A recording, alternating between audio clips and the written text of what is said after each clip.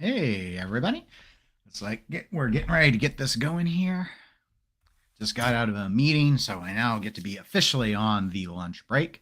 Welcome to Watches with Dennis, and this is the live stream for August 24th, 2022. And we're going to go ahead and do something pretty different in terms of what I normally go ahead and do, and that is we're going to talk about some negative topics. And I don't mean negative in a super bad way or anything like that, but rather we're going to talk a little bit about some watches that I don't think are interesting to me or they're flawed in some capacity. And obviously that's going to vary. In fact, I've chosen some watches that I know are actually extremely popular with individuals because I want it to be a bit of a discussion. Now, obviously, I have no idea how many people will come on during the live stream. If you're on live, of course, share what you think in terms of what I'm presenting to you. Do you disagree? Are you like, no, that watch is awesome, Dennis? You're way out of your mind. Or are you in agreement and you're like, you know what, that's a flaw as well? And in the description, I've kind of hit on the categories. I tried to ahead of time think about these because I pulled them all up before starting this in terms of where I want to go. Because I want to kind of, as I look at these sort of watches, I've tried to put them in a context of, okay, what is it about each of these watches that triggers me to not like them? And of course, it's like, well, it might be more than one thing. On a few of them, it is. But I thought that'd be a good place to go ahead and start. I guess before transitioning on to the actual topic for today, as we're getting warmed up here, just as a reminder, I had a few new videos out recently. A couple, I have a market analysis video. It'd been a little while since I had done one, especially on Rolex, but I know they're ever so popular. So I actually did the current iteration, one of the current iterations of the Yachtmaster. So if you're interested, you can check the channel out and see that. And then yesterday, I finally got published an article about my newest watch, which is, I'm not wearing it right now. After a week, I like to change them. So I'm wearing a Grand Seiko right now, but my Omega 300M, the newest iteration that they came out with in 2018. This is a dive watch. I went with the gray dial variant. And so I was able to finally release the review video after wearing it for a week yesterday. And if you were waiting for, I like to shoot the reviews in 4K at this point. So it takes a while for YouTube to process 4K. If you were waiting for it to finally be in the ultra high definition of 4K, it looks like as of this morning, it was finally done processing. You'd think a 15-minute video would not take that long.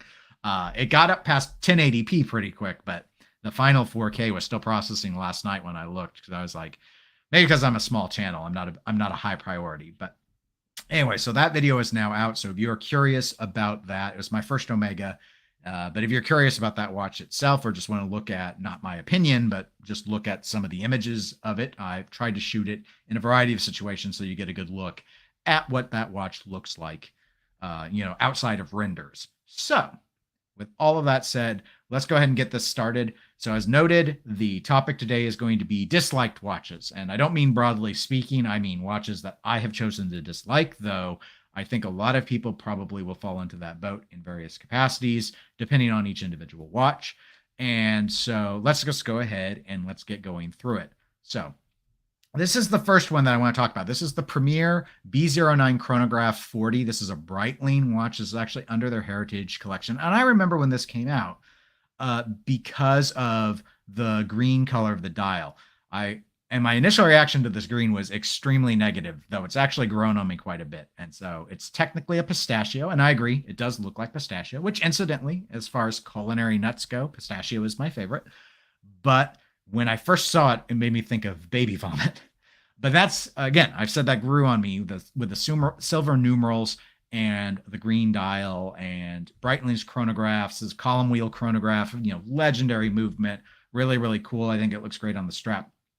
The reason why I want to open with this as a dislike watches, as much as I want to like this, as much as I think the silver numerals are so, the indices are so well done, the applied styling of it, as much as the green has grown on me, as much as I respect the Breitling chronograph, I have been thoroughly and completely unable to get behind cropped numeric indices on a watch. And it's not just this, like IWC's got watches like this. A host of other manufacturers do.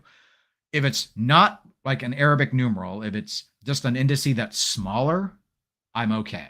But when it comes to this, like this 10 is cropped out, you don't have the full 0. The 2 is cropped out. You don't have the bottom half of the number.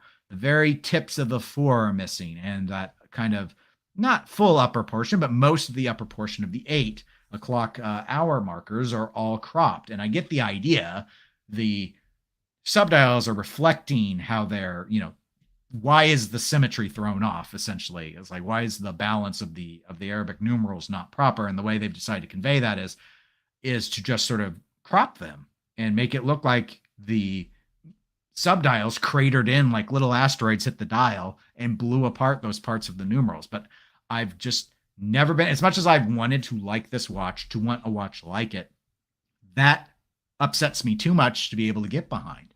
And it's odd in a way, because it's like, if these numerals were just gone, I'd be okay with it. If they were shrunken, I'd be okay with it. It's like I can accept just about everything except the fact that they decided to crop. And I get it. Like, mentally, I understand it's their decision to go ahead. And I think we have another angle of this we can show.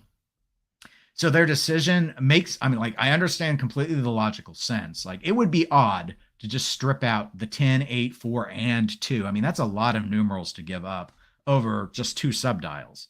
And the other options, I could see why they wouldn't choose them, like shrinking the subdials, repositioning the subdials, doing something else to be able to either accommodate the numerals or make it so that maybe you just get rid of obviously the 3 and the 9 are completely missing no matter what. And I'm okay with that part. It's just the cropping that pushes me over the edge. So this is an example of a watch I dislike. And I'm assuming there are other people that have a problem with this sort of cropping. And it's not something that Breitling does on all of their chronographs. It's just something that stands out on this particular model of the Premier and the Heritage line. I'm assuming that's how they did it historically. So that's how we get it now. But it's the first example I wanted to give of a aesthetic choice that watch manufacturers sometimes make that I find extremely off-putting. Off-putting enough that even though I like so much else about this watch, I don't ever consider buying one. So it's enough of it that I have to just say when I look at it, I dislike this watch. And this watch, incidentally, comes with other dial colors. But the same problem happens. Like, you can kind of see here, I'm not going to click on these, but the gold one here with kind of the cream dial or the red dial here, same problem would push me away. So, even if the color was a problem for me, I still just could not get behind any of these versions, unfortunately, because everything else about this watch I think is really cool. So that's the first one I wanted to do. The next thing I think I want to focus on, this was one that was hard for me to categorize. And it's kind of I almost went with kitsch, like watches that are overly kitschy, except I'm okay with that if they're not overly expensive.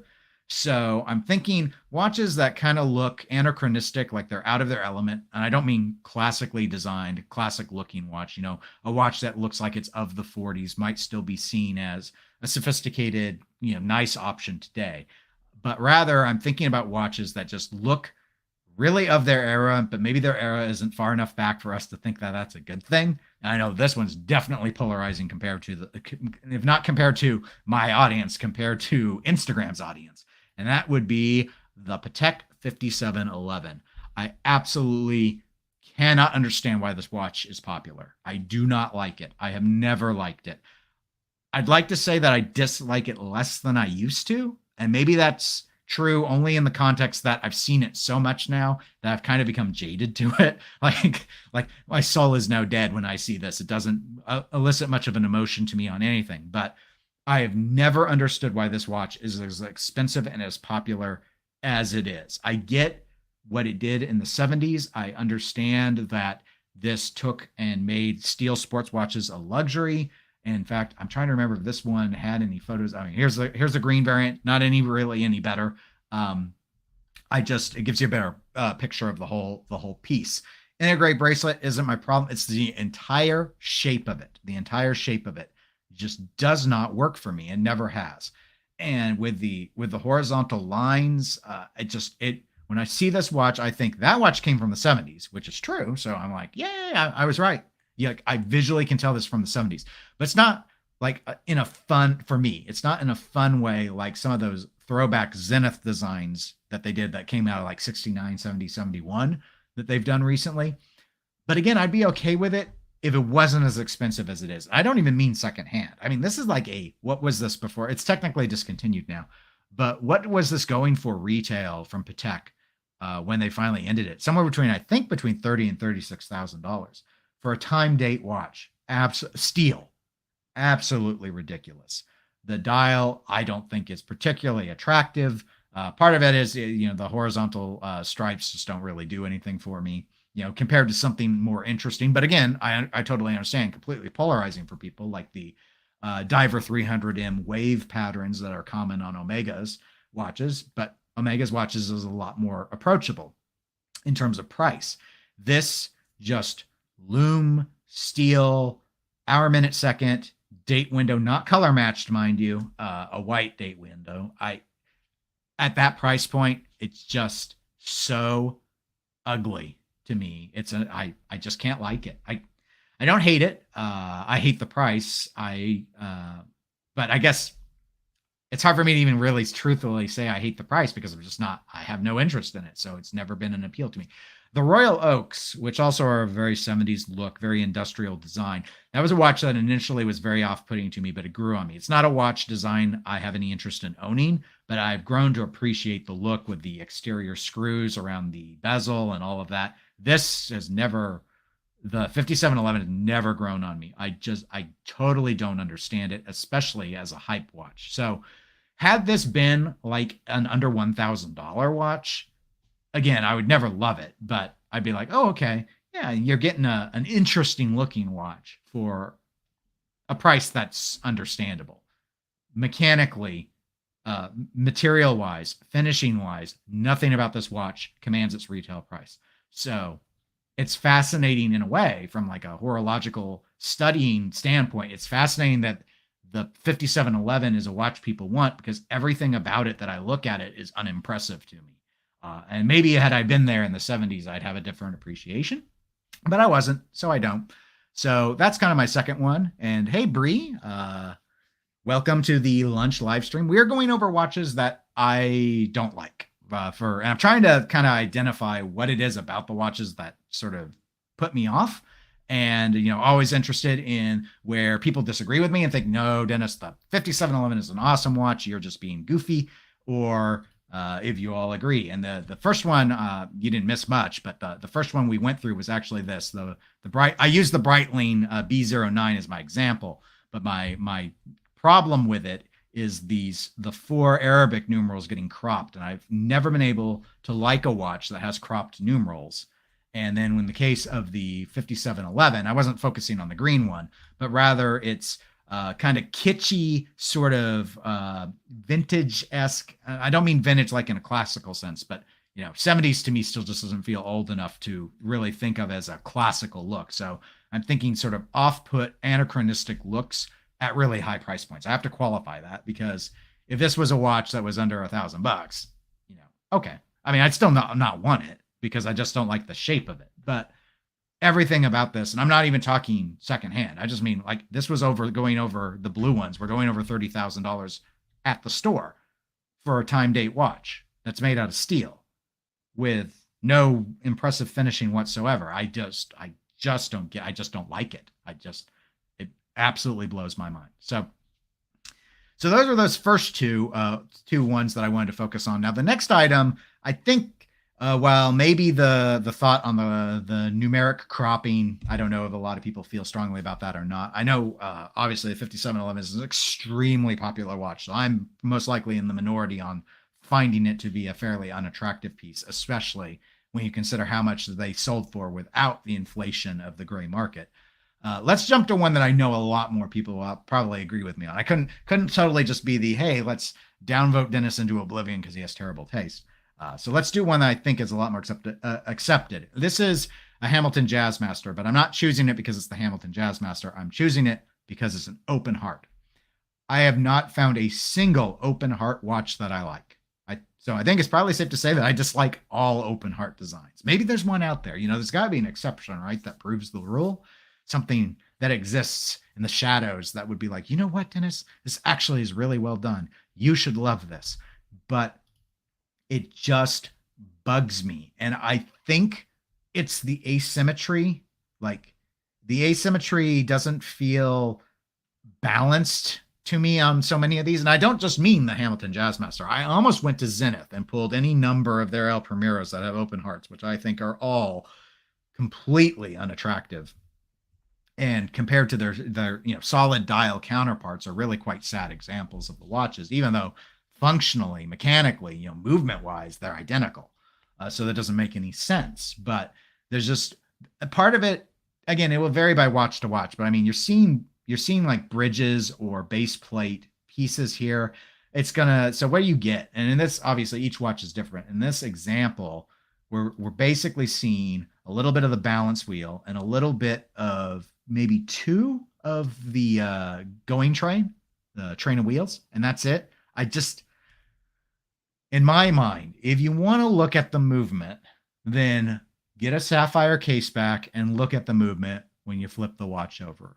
This desire to show parts of the movement through the watch in this sort of fashion, this much, where you're seeing plates and stuff. I get it. There's some perlage or machine polishing here to try and make it attractive, but it just breaks up the dial in a way that I find unattractive. Now, this isn't the worst. This isn't the worst example of, like, it's not overly impacting the ability to read the time. So at least the open hearts have that going for it, and that's a spoiler because I got a watch coming up that of a format of an approach that totally sets me off. Because I think that the artistic decision undermines the ability to read the watch in a way that if it was at least attractive, I would get. But to me, the solution for movements is what so many companies, including Hamilton, do at this point, and that is, we'll just put in a sapphire case back and let you look at it when you flip it over. I think that's a great way to get to enjoy the movement. Trying to make people or make you enjoy the movement through a choppy open heart design on like this Hamilton, no, I just dislike it. But people must buy them because so many companies do it. I mean, Hamilton's got a bunch of these in the Jazzmaster line, and if it was just them, it'd be one thing. But again, Zenith, like, you go to Joma Shop for unworn gray market and go under the Zenith section. Holy cow, it feels like, probably not true, but it feels like 70% of the watches are open hearts, which I'm like, I'm not, to me, it's just evidence that proves my point. Because why in the world would the gray market be flooded with well reduced below retail prices on open hearts? It's because people don't want them, but they keep making them, so people must want them. And I think I read an interview, I think it was written with, it might have been the CEO of Zenith, someone with Zenith, and they had mentioned that when it comes to non-watch collectors, the open heart design actually does very well for them. So they seem to sell quite a few of them to people who don't buy a bunch of watches. So I get it. And if it works business-wise, they should keep doing it. It's just, again, we're just doing a little live stream here, and this is an example of something that I just can't get behind. I don't think it looks very good. So, all right. So I know a lot of collectors do not like open hearts. So we're going to let's go back to another one that I know people love. We got to pick on me a little bit more and take something that I know is popular, and I just can't get behind it. But first, what is today? Diet Sunkissed Orange. Because I find, of course, if I'm streaming and I'm the only one talking, that I do all the talking and then run out of air. So, okay. Now I know. Very, very popular watch. And again, this is an example of a design decision that I do not like, and that is Cathedral Hands. I actually got in a discussion this morning with someone, not on watch forums, but we were talking about watches, and Oris came up with the Oris Big Crowns. They do Cathedral as well, but I've gone ahead and taken the Alpinist because this is the first watch I ever saw that made me go, I don't like this. Why don't I like it? Because, I mean, most Seiko designs, if I don't like them, at the very least, I find them completely unobtrusive. They don't bug me. I don't dislike them. They're just not for me. This one, if I were to go shopping, I would actually walk away from, despite that the green dial itself, I love Sunburst. So that green dial looks really, really good to me. I don't know about the, gilded numbers. It's a bit much, but that's okay. That's not it. It's solely the Cathedral Hands. And more specifically, it's solely the hour hand. This bulbous shaped hour hand reminds me of a tulip bulb, which is why I called it bulbous. And I find it extremely unattractive. Normally, I either like hands or am indifferent to them. And I always thought it was a little funny when there were people that would complain about handsets. And the one I see the most common complaints about are Tudor. The Tudor Black Bay 58, and we're not shopping, and it's snowflake hands, right? A lot of people dislike the snowflake hands, and I aesthetically I don't really love them. They're kind of neat, but they definitely don't bug me. With one exception, of course. As my discussion earlier on the Premier B09 from Breitling was about the cropped Arabic numerals, I also don't like things obfuscated. So when Tudor came out with those Black Bay chronographs, I was fine with the overall look of the chronograph, except the use of the snowflake hands. You saw when those hands were in position over the subdials, you had a great deal of the subdial view blocked because the snowflake hands are just so big, and I have a problem with that. This obviously is not obscuring the look of the dial. Seiko has got this really balanced. The Alpinist, in my understanding, is this is very much in the vein of the Japanese format of field watches. The overall format of the watch itself, with the compass and all that, crowns even, totally good with it. This is all about the hands, specifically this hand. And again, I apply it to everything else. So Oris, huge fondness of doing this on their pilot watches. I cannot stand it. I rule out purchasing any watch. It's even more extreme for me than this with the cropped. Like I dislike both. So it's not fair to make me pick which do I dislike more and which do I dislike less. But if you were to force me, I would say if you were to offer me this, let's say they were the same watch, same cost, or this, I would say I would take this because the cropped numerals bug me less with these nice syringe hands than this ugly tulip bulb looking hour hand. I just cannot stand it. And it's so weird because I know people love the Alpinist. And that's why I wanted to point out, I probably should have grabbed the Oris Big Crown as an example. And in fact, I'll load one up here so people can see what I mean. Because it's not a super common format to do cathedral hands in this day and age, but there are a few watches that really lean on that design quite a bit and try and run with it. And again, I get it, and I do need to note, not every big crown uses them. So again, you might be able to find some of the Alpinists that don't either. I'm just using one particular model to make my point, but here we go. Let me re-screen share. So, okay, here's one of the big crowns. And I love Oris Red. This is where it came up for me is I love red dials, and I've never owned one. So I was thinking about Oris, and Oris has some in their dive line, but I've had a few dive watches, so I started looking at the pilot watches, and then it's just, again, I don't mind the minute hand, but I don't mind this cool. To me, it's really cool the way they do the date, the pointer date. Love it. Hour hand, no, totally rolls it out. I saw some of these come up on discount on second hand, and it's just like, nope, I can't. I just cannot do it. So that's one of those things for me. I don't know about the rest of you, but for me, it's just can't get behind it. So the next one we're going to talk about is more difficult for me to put my finger on. This is actually one of the first ones I grabbed that I knew just didn't work for me. But it has been really hard for me to be able to figure out what it is. I really had to look at the watch a lot more than I wanted to, quite frankly, in order to deduce what piece about it I don't like. And the best way I can describe it is, and I'll throw it up here in a moment, is it looks kind of like it was designed by committee. And I think that's the thing. So I don't know if a lot of watches are designed by committee or not. I don't know the normal watch designing process. It'd be like usually have a Gerald Gento who kind of comes up with the whole thing, or if a group of people get together and do it. You can get good things designed by committee. The thing with this, and this is actually a micro brand. This is a KGNS. I know it's normally abbreviated as, and I follow this group on Facebook. Like they share a lot of photos. It's a fun group to be in.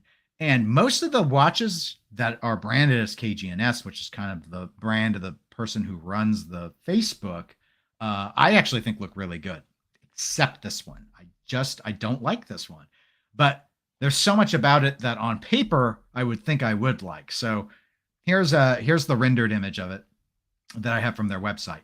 And so in terms of things like the hour and minute hand, totally like. We've got the lollipop second. They're all really distinct. You can clearly tell which hand is which, like all that. We got a GMT pointer, kind of, again, like you'd think of maybe from an Explorer 2. Like it. Gray's my favorite color, so you'd think I'd like the dial. And it's sunburst, which sunburst is my favorite effect for a dial. So you'd think, oh, okay, Dennis would like it. Really, really balanced. Date window, of course, playing it safe, 6 o'clock position. Dive bezel with a couple of colors on it, right? It seems like it checks a ton of boxes. And for a lot of people, I know it's popular, at least amongst the group. Now, some of that might be the group people supporting each other. You get kind of, with small, at least, again, one of my other hobbies is pinball. You do sometimes wind up in this sort of rabbit hole where people kind of fanboy out over things that their friends do. So trying to factor that in. But I see a lot of KGNS watches that get shared on Facebook. And again, this is the one I see shared the most. And it's the only one that I find so off-putting. And I tried to figure out why. And I think it's the reason why I'm chalking this up under my category of design by committee is I don't know if it's designed by committee, but the choices made, maybe another way to describe it is that it wasn't necessarily designed by committee, but it feels like someone looked at a bunch of watches they liked and they grabbed a few pieces from every single watch. And they thought, well, if I like this from the Explorer 2 and this from the Submariner and this from the GMT Master 2, and I plug them all in, I'll Frankenstein myself. I shouldn't say Frankenstein because that has a connotation in watch collecting, but I'll build myself a better version than all of what it was based off of. And I just, at least in this case, I just don't think it works. And so let's start with, I've got another image of it because I think this is a render and some things look different in the photos than they do in the render. So I'm going to bounce back and forth a little bit so you can kind of see my point. But all right. The first thing is on the bezel, what sort of set me off. And some of this can get a little nitpicky, but I've seen so many photos of these. Just things that I don't get. Like, all right, the color transition. Look up here at the triangle, kind of our pip for our diving bezel. Why is the blue to gray, which I like, a sharp, like cut diagonal transition, but then over here, just past the 20, it's curved. It's like a little S, a stretched out S. Why are they not both the same angle? Is there a functional reason for it? Aesthetically, it looks unbalanced, and I don't like it. So that was one of the little things that stood out to me about that. Second, I mentioned that I love sunburst, and gray is one of my favorite colors. And I just recently got that gray dial Aqua Terra. The thing is, well, this render makes the sunburst look very, very good. Here's an example. This is what most of the photos I've seen of this watch look like to me. I have maybe seen 6 to 10 photos where this watch's dial has not looked dull. Like I see the burst painting, but it doesn't look like it plays well with light. And I think all of those good ones I had seen were taken in full sunlight outside, which, okay, so the watch looks good in full sunlight outside, but inside it looks kind of dull. I think there's a reason why most companies do not do gray dials, but instead might do silver.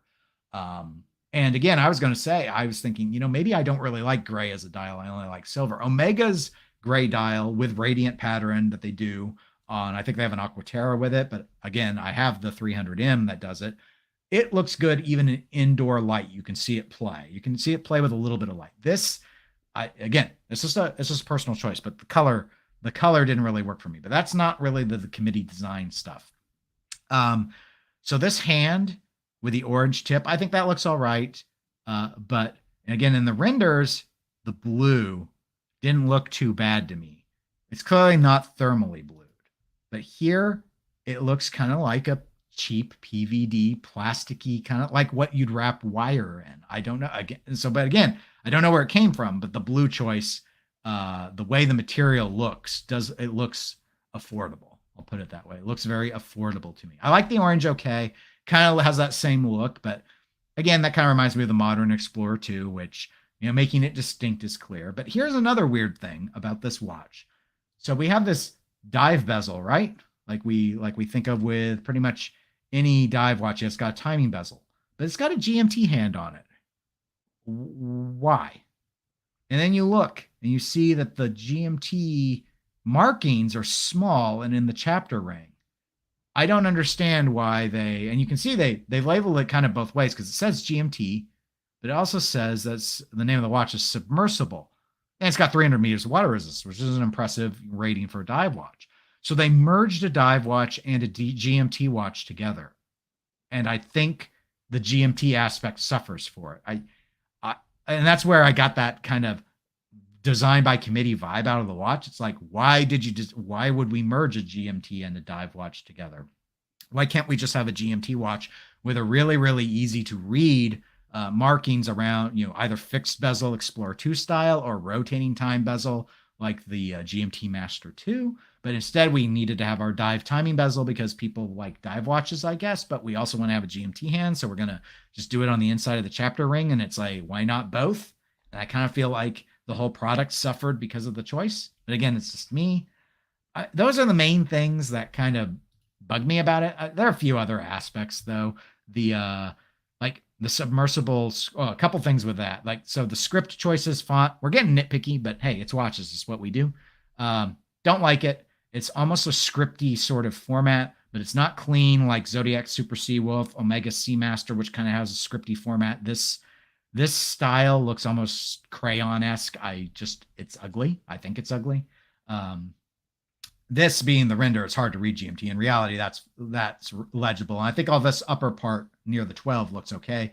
That scripting approach, I don't like it. I think it looks like you were trying to kind of clone what some other watches did, but you picked the affordable font or something. I don't get it. And then as an interesting, not going to my design committee concerns thing, but calling it the submersible. So everyone's going to naturally shorten this to calling it the sub. And you've deliberately chosen, in my view, by calling it submersible to imply that you deserve to be compared against the Submariner by Rolex. And I don't know if this started as a joke where people will be like, oh, everyone, wouldn't it be funny if we called ours the submersible and everyone will refer to the sub and then people will think you're talking about Rolex and they'll be like, no, not really. I'm talking about the micro brand. And it's like, I get it, but it seems kind of pretentious to me. I don't know. So anyway, that's just a weird thing. I just think it's a weird design choice. But my biggest concerns are really about the weird blend of GMT and I get it. You're picking things from all these other watches you like. And that's why, to me, it felt like a committee got together and was like, oh, I like the GMT Master too. And someone else was, as I noted, like, I like the Submariner. And someone else was probably like, well, the Explorer 2's got the best GMT hand, though. And I'm like, why not have all three? And we'll just smash them together and it'll turn into Voltron. But I don't think it did. I don't think it turned into Voltron. So anyway, that's kind of that design by committee. And there are other watches I'm sure some of you have seen where it kind of feels like that, like they just picked pieces. I don't mean like homages. I mean like this. This was clearly thought out. Like someone went through with this and designed it.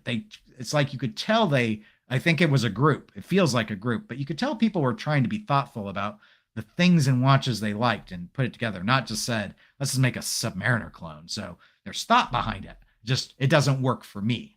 But as I've noted on the Facebook group that's kind of tied to this brand, very popular watch. So at least amongst that group, I would say I'm clearly in the minority, but they have so many other watches that I think look better than this one, in my opinion. But I don't have that same feel like they grab bagged a bunch of their favorite hits, but instead just tried to make a really nice watch. But that's not the topic of this video. So moving on, I only have one more that I wanted to walk through of watches I don't like. And again, kind of feel bad that I'm going to pick on a big brand, but hey, we just got done talking about micro brands, so the big brands can take the hit. Let's do Cartier. And this is how do you say this? I don't Pasha de Cartier. Okay, I thought I went with a Ballon Bleu, but I switched to this one, which is good because this one I dislike more. I actually don't dislike the shape of this watch. It's not one I've ever really been into. You see them on clearance a lot, or discount at the Grays, trying to get rid of them a lot. So just if you're into Cartier, it might be something to look at. But this one really encapsulates what a ton of companies do. And I just can't get into it, and that's skeletonized watches. And I think I'm ending with one that is very non-polarizing. I think a lot of you who will be watching the video will probably agree with me, though perhaps you won't agree with me about my particular selection, but that skeletonized watches are just not as good as non-skeletonized. And again, to me, it gets back to the same thing that I talked about when we were looking at the Jazzmaster from Hamilton and the open heart. It's like, why do we need to see the movement through the dial? With the open hearts, you're only seeing a piece. A lot of times, maybe only the balance wheel. Here, they're like, you're going to look at everything. Okay. From an engineering perspective, I totally get how it's cool to be able to go in and figure out a way to keep the hands mounted, to have whatever time telling, like we got the 12, 3, 6, and 9 here. All of that sort of stuff is incorporated in a way. This is the back of the watch, which I think is great. I like the back of the watch. But it's a cool engineering feat. But fundamentally, my problem with skeleton watches is, and again, I'm sure there are exceptions, but every single one I can remember looking at, including this one, is extremely hard to read. And I really have a problem with most watches that are first and foremost watches. I'm setting aside things like Mr. Jones watches, where most of those watches are often an artistic rendering where the time is incorporated in some way, but exhibiting the art is the primary purpose. But for most of these traditional watches, the primary purpose should be attractively telling the time, not making it so you can't tell the time and attractively showing off your movement. Because you can always show off the movement by having a sapphire case back and just doing a display back of the watch, and you can enjoy the movement when you take it off. So here, this is not the worst example either, but the numbers are very, very large. Obviously, you've only got 4 of them, no other real markings beyond that. So I'm sure they're thinking, okay, well, you've got this interior marking, so that's how you're going to get it, but it blends in with everything else. So initially, I didn't even notice these interior minute markings that were going around in a square. Cartier does really good designs, and I think they've done a better job of having a skeleton watch with this example, and I still don't like it. I still think it's too hard to read. I still think it's overall not very attractive. And that's with quite a bit of balanced. It's a balanced watch. They've done their best. I just don't think their best is good enough. And again, I guess it's a bias of mine. But it's, again, the subject today is watches I do not like, and I just don't like skeleton watches. I'd love for people to, in the comments, if you've got skeleton watches you think really work well, I'd like to find exceptions to my examples. So if you've got a watch that you think is a skeleton watch that looks really good, if you got an open heart watch you think looks really good, I'd really like to see those. Along the same lines, is there I know the Nautilus 5711 is really popular, so I don't know if you can really find me a watch that's kind of a outdated design and is really expensive but deserves to be popular. I kind of gave some. They weren't nearly as high as the 5711, but Zenith has done a few that are, they're over $5,000. And they're very much like, you look at them, you're like, this came out of the late 60s, early 70s. So I kind of already know about those. And I don't know if you can find something that's kind of designed by committee, that concept, like the submersible concept. But if there's a watch you can point to that you think looks really good, that has clearly taken concepts for multiple types of watches, I'd be curious if maybe there's someone that's put it together in a package more appealing to me. And then the hardest ones would probably be if you can find cropped numerals on a dial. Like I'll throw it back up for those that weren't watching back then, but like what we saw with this Breitling, where we've got Arabic numerals cropped out by the subdials. If there's a version of this that you think that I might actually like the look of, I'd love to see it. And the hardest one of all, because I was so specific on my complaint, but if you've got something that's got the cathedral hour hand that you think I might actually be able to come around on, because I don't like the Alchemist that does it. I don't like the big crown from Oris that does. I cannot. That tulip bulb looking thing, I think, is the ugliest hand in all of watchmaking. But is there an exception that proves the rule and proves me wrong and is actually really, really good? I'd love to see it. So anyway, those were the dislikes I wanted to cover in today's lunch live stream. I don't know if there are any questions or feedback before we end the stream, but I've got research projects I get to work on today once we're done with this. But I figured, well, for the lunch break, no egg salad sandwiches in front of me today, nor are there ever. But that might be worth just sort of running through instead of just talking about stuff I think's neat all the time. Maybe saying some stuff that I actually don't like, so I don't come across as someone that just likes everything that comes out, because I really don't. There's a lot of stuff that I find pretty unattractive. But the old saying, one man's trash is another man's treasure. Every single one of the watches I named today, I know have supporters. In fact, I've corresponded with a number of them. So I've deliberately picked things that, that Cartier that I ended with, I've not personally met anyone that said they liked this, but I bet someone's out there who does. Because I don't think this is brand new. I think this has been out for a little while. I know the Pashas have been. And again, I like the Pashas just fine. Just can't get behind that one. But that's going to do it for today's live stream. So if you enjoyed the video, please do give it a like. It does help the channel out, something with the YouTube algorithms. If you want to be notified when I have new videos, there's a subscribe button. You can click on that. If you want to join, I created a WWD Watches Within Us Club. It's the cheapest price I could set it through YouTube. So it's 99 US a month, 99 cents, not $99. $99 would probably not be the cheapest I could set it. So that gives you access to some emotes and stuff for the live streams. So if you're interested in that, you can do that. And those are probably the main things. I don't feel like shilling all of this stuff. So you can always just look at the channel if you want to support the channel in some way. But just watching is support enough. And otherwise, I'll talk to y'all on the next one. I don't really have anything I'm working on right now. So if you want to leave a comment on video types you would like, I've had some people email in watcheswithdennis@gmail.com with some video topic ideas. So I've saved those. Just, I have to also want to do it. So some of them I've ruled out, or I'm still bouncing around on whether or not I want to actually go and do that content. Hey, Kevin. Sorry, I was just now actually went pretty quick, and I'm wrapping this one up. So you'll have to catch it on video if you're curious about things I just don't like very much, and see how many ones you disagree with, because there'll probably be a few. I would hope so. I've tried to be really diverse with my dislike, but truthful. Like every single one I have named, I have a problem with. But the video will go into all of that. But I was just fishing for, hey, in the comments to this or through an email, folks can submit ideas for videos, because currently, now that I finished the Omega review, I don't have anything really pending. Of course, we're not really in watch release season, so I can't really do a lot of first thoughts. I don't do reviews unless I actually wear a watch. So I'm not planning to buy another one for a little while, at least, since I just bought the Omega this month. I might do some more market analysis. That would be helpful if you guys have. The market analysis videos actually do well viewer-wise. So if you have watch ideas on ones you'd like me to examine, let me know. Because I know people like the Rolex ones, but so I can always fish those up. But it'd be interesting to do some. I've done some other ones before. They don't do as well, but it gives me variety. But that's pretty much it. Take care, everyone. I hope you have a great rest of the day.